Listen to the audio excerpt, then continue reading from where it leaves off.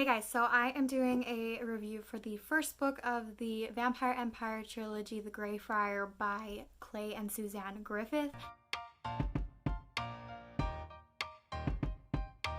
This book is basically a YA steampunk fantasy set in our world, and you could even classify it as dystopian. However, it has a very historical feel to it, which was interesting and I really enjoyed it. It takes place 150 years after an event known as the Great Killing in 1870, where the vampires rose from the shadows, waged war on the humans, and took over the entire northern hemisphere of the world. We follow Adela, who is the heir to the Equatorian Empire, and she becomes the target of a very powerful vampire clan. We also have the Greyfriar, who is a mysterious cloaked swordsman who fights off vampires, and their paths cross, and that's kind of where the story kicks off. This book has a lot of players, a lot of political intrigue, and some cool battles. It also has a really wonderful, well set up romance, and I am extremely picky when it comes to romance in novels, especially vampire romance. I just feel like that never goes well.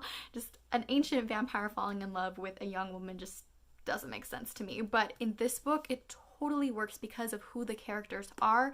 They are just perfect for that relationship, perfect for each other, and it just really worked for me. I also feel like they took their time with it, which was super important. Speaking of characters, I feel like that was probably the strongest aspect of this book. The characters were so vivid, so well developed, so intriguing, and just vivid. I don't even know how else to explain it. I just loved the characters, especially the main character Adela. She is the perfect mix of letting herself be saved when she needs it, when she knows she can't do it on her own, and saving herself when she has to. And I just really adored her. It also has a very cool magic system called geomancy, which I've never read anything else like it.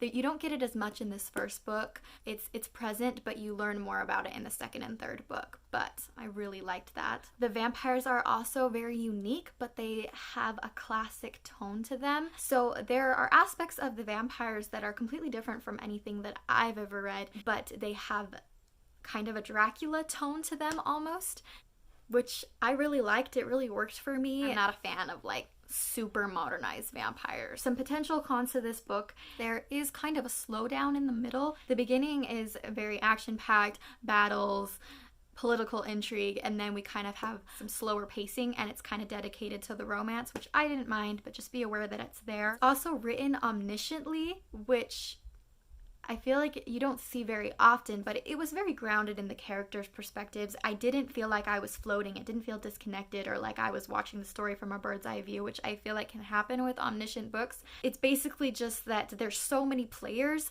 that having multiple perspectives in one moment can be really helpful, very interesting. I really liked it, but it does take some getting used to. Be aware that there are some cliche moments, some cliche dialogue and lines throughout this book. I don't feel like it was overwhelming or like cringy, but I did notice that there were a few moments that were just a little cliche, but I feel like it gets better throughout the series, and honestly, it didn't bother me. If you are going to pick this up, I highly, highly recommend listening to it on Audible. James Marster, who also narrates the Dresden Files by Jim Butcher, narrates the Vampire Empire, and he does an amazing job. There are a ridiculous amount of accents in this book, and he nails it. Completely and totally nails it.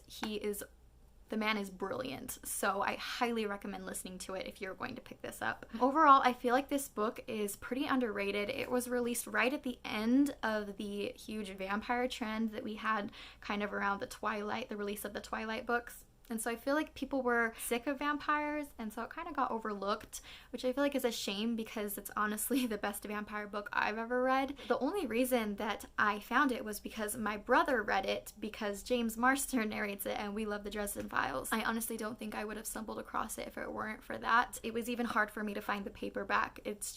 It was super rare for some reason, but totally worth it. I'm so glad I picked it up. But I'm also very curious to see what you guys think of it, because I could understand why it wouldn't appeal to the masses. So if you have read it or you're going to read it, definitely let me know what you think. I'm super curious. If you guys like this video, definitely give it a thumbs up and subscribe to my channel. I post weekly.